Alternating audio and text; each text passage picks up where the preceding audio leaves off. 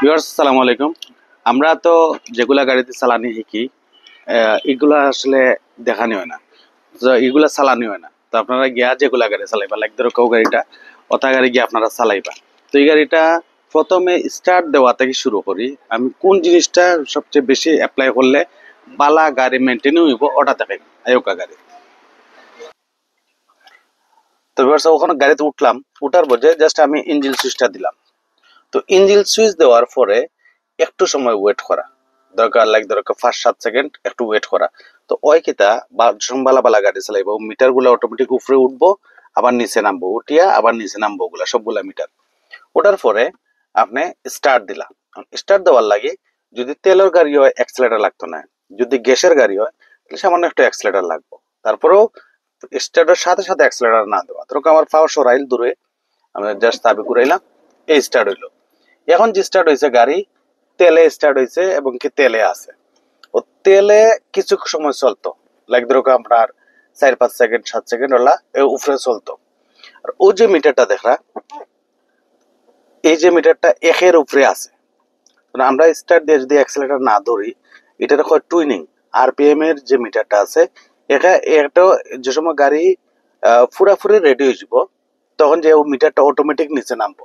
তো আমরা স্টার্ট দেওয়ার পরে চেষ্টা করবো একটু সময় ওয়েট করা যে এই মিটারটা কোন সময় এখন নামে, ও এখন নামার পরে যে অটোমেটিক টুইনিং ঠিক হইলো, তারপরে আমরা গাড়ি রান করবো।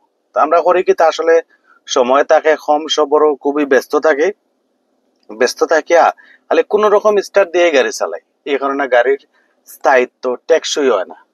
ঘটনা হইলো যে আমরা সময় একটা গাড়ি স্টার্ট দিই, এই যে যেভাবে আছে এটা হলো ইঞ্জিন ঠান্ডা আছে, ঠান্ডা অবস্থায় থাকলে ভিতরে লুব্রিকেটিং যে সিস্টেমটা আছে, লুব অয়েল যেটা আছে, যেটা আমরা ইঞ্জিন অয়েল কই, মোবিল কইলে আরো বেশি চিনি।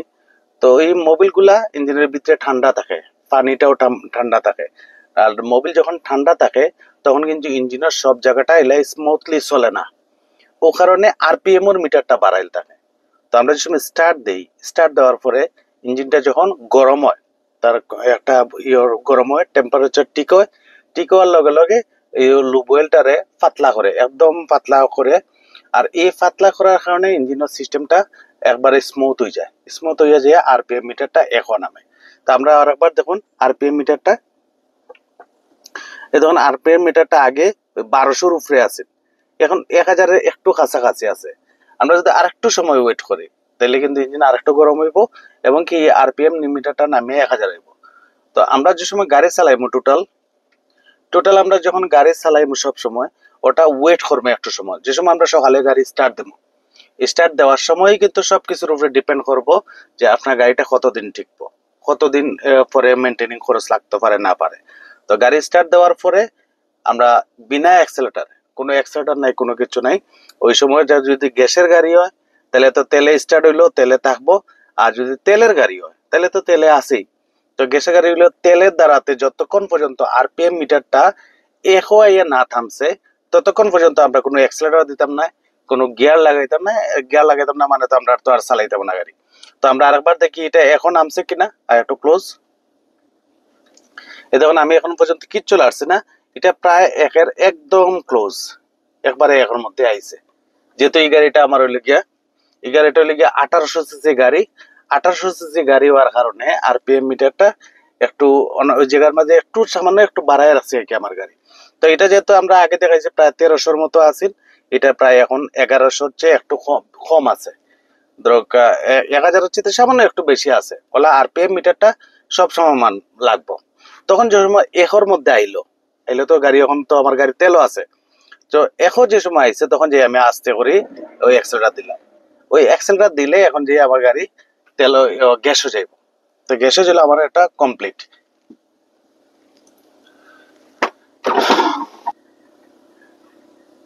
এখন হলো যে আমরা গাড়ি এখন চালানি শুরু করবো, এতক্ষণ কোনো কিছু করছি না, কারণ আবার দেখুন আরপিএম মিটারটা একদম 100-এ 100 একো আছে। এখন যে এর অর্থ হইলো গাড়ির তার বাসা গাড়ি তার মিটারের সাহায্যে বুঝাইছে যে এখন আপনি যদি চালাইতে চান আমারে চালাইয়া চিটাগাং লইয়া যাওকা, আবার চিটাগাং থেকে ফিরত যাওকা, কোনো সমস্যা নাই। আশা করি আপনার আমার মূল যে থিমটা আছেন যে আপনি কতটুকু কোন সময় আমি গাড়িটা চালাইতাম আর একটা গাড়ি গিলা বেশি দিন চলতো, তো আমি গিয়ার লাগাইলাম, যেহেতু আমার সামনে জায়গা নাই, ব্যাক গিয়ার লাগাইলাম। ব্যাক গিয়ার লাগানোর পরে আমি হ্যান্ড ব্রেকটারে পুশ করলাম। এটা হ্যান্ড ব্রেকটা তো ওই জায়গা থাকে, আর এই গাড়িটার হ্যান্ড ব্রেকটা হলো পুশ ব্রেক, বাম পা দিয়ে ব্রেক করতে হয়, হ্যান্ড ব্রেকটারে টান নামাইতে হয়। তো ব্যাক গিয়ারে যে সময় আমি গাড়ি চালাইমু, সব সময় অ্যাক্সিলারেটর ছাড়া, অ্যাক্সিলারেটরের কোনো দরকারই নেই, কোনো সময় দরকার নেই। যদি দেখা যায় সমান রাস্তা আছে, যদি কোনো কারণে যে সমান রাস্তা নাই, তাহলে তো ভিন্ন বিষয়, গতির দরকার আছে। আর নাইলে কোনো সময় ব্যাক গিয়ারে অ্যাক্সিলারেটর দেওয়া নাই, কোনো সময় না, তাইলে অ্যাক্সিডেন্ট হওয়ার সম্ভাবনা বাড়বো বেশি। আমি গাড়ি ঘুরাইলাম, এনে আমি সিট বেল্ট আগে ইচ্ছা করে লাগাইছি না, কারণ না যদি আমার বডি ঘুরাইন লাগে। সো আমি এখন সিট বেল্ট লাগাই। এই যে বাড়াইছি, মোটরসাইকেল আলা কিন্তু সময় নাই, ফট করে মোটরসাইকেল আলা যাইলে, তো আমি লাগাইলাম। তো আমরা যে সময় গাড়ি বেশি স্টারিং ঘুরাইব, খুব বেশি যদি স্টারিং ঘুরানি লাগে, তাইলে ওলা ঘুরাইমু। এক্সামের বেলা ডেফিনেটলি ও যদি ঘুরাই, তো এক্সামের সময় আমার স্টারিং ঘুরাইটা খুব প্রফেশনালি। আর যদি আপনি একলা একলা চালান, আসলে আমরা যে সময় একলা চালাই, তখন আসলে ওলা স্টারিং ঘুরাই, ও ঘুরাই যখন একলা চালাই।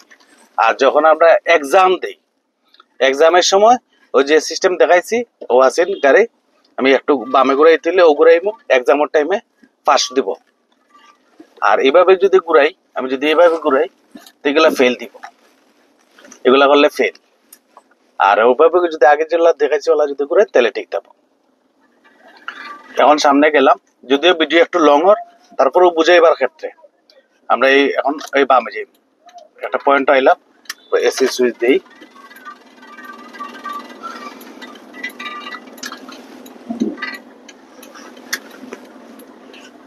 যে সময় আমরা গাড়ি চালাই, তখন চেষ্টা করবো অলওয়েজ যেন আমি আরপিএম মিটারটা 2 থাকে। আর যদি কেউ 120-30 কিলোমিটার স্পিডে 40 কিলোমিটার চালায়, তাহলে কিন্তু আরপিএম মিটার 2 রাখা কোনো সময় পসিবল নাই। এটা আমরা কোনো সময় কইতাম না যে আপনি আরপিএম মিটার 2 উপরে এখানে।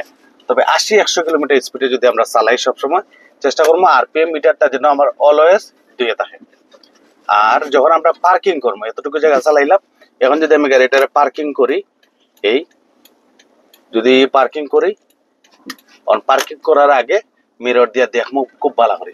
যে সময় আমি পার্কিং করতাম, আগে মিরর দেখবো, এরপরে ইন্ডিকেটর দেবো। এটা হলো সঠিক নিয়ম।